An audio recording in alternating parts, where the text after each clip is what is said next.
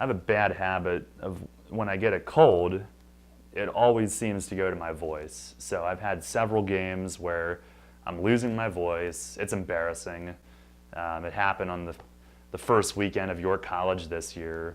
It's happened on big Revs games, like our first playoff berth. I had no voice because I was sick. I always gets to my throat somehow. But I don't remember ever like losing my lunch during a game until that day.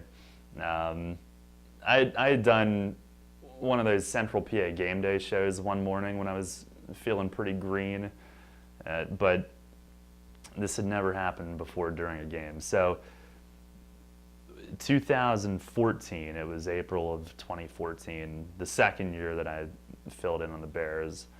It was in Bridgeport, and I had gone up the day before.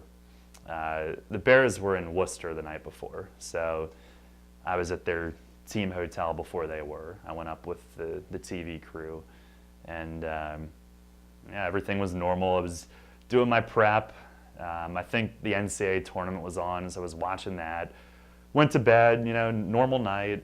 Got up the next morning, and they had the breakfast buffet downstairs. So I went down, and Beaker, the nickname for their trainer, Dan, had breakfast with him and a couple of the coaches, and everything was pretty normal, but just started to feel a little off.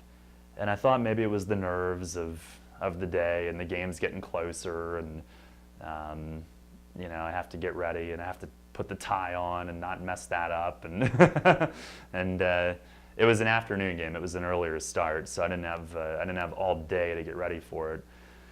But we get to the arena and I'm starting to feel worse and worse. Typically, I'm not one to miss a pregame meal, but I didn't even touch what they had downstairs for lunch. Just wanted no part of it.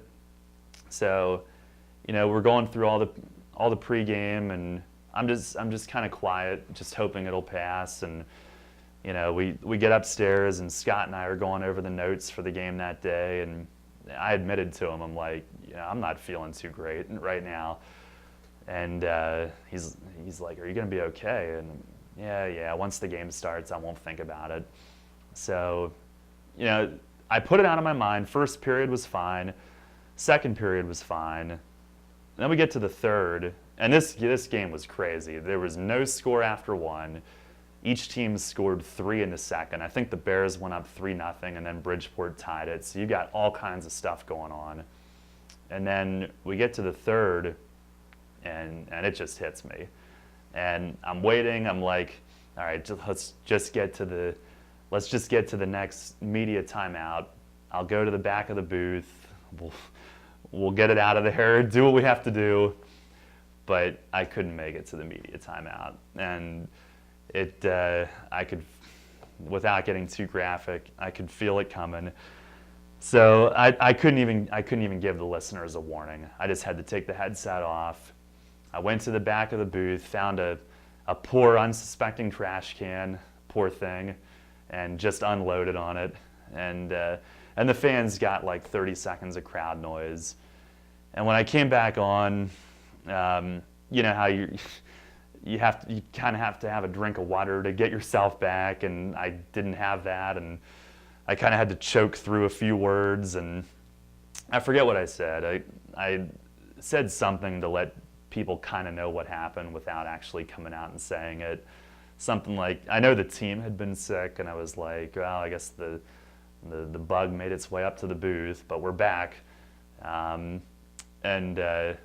And Frank Schofield, Scoey, who does the color on home games, he told me later, he's like, I was listening to that game. He threw up, didn't he? Yeah, he sure did.